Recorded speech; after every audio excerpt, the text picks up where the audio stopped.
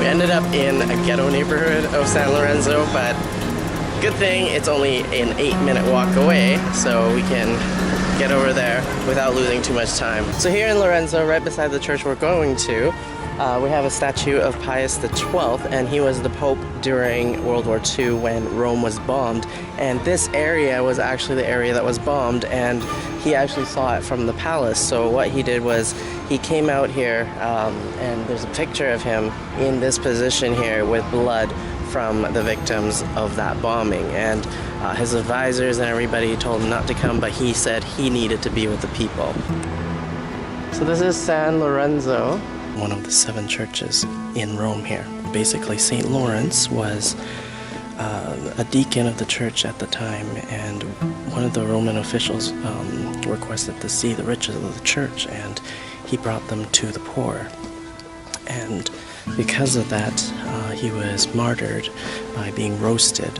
And even while he was being martyred, he had a sense of humor. The story goes that he said, "This side is done, now turn me over." So there lies the bones of St. Lawrence in that tomb there, in this wonderfully preserved classical church.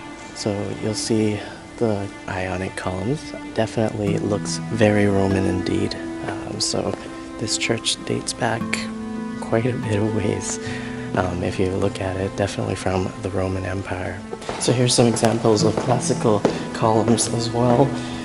And I'm very surprised that there's nobody else in this church. All of the other churches, well, the big church, of course, St. Peter's Basilica, there's people lining up for hours to get there. But this, as one of the papal churches, there's nobody here. And there's a seat up for the Pope there when the Pope celebrates Mass here.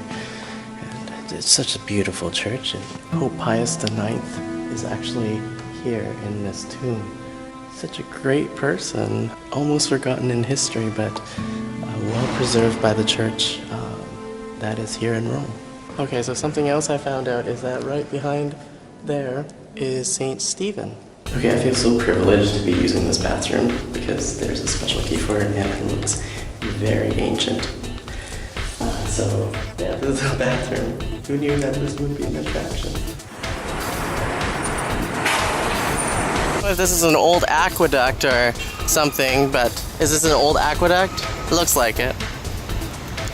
But there's a wall here as well.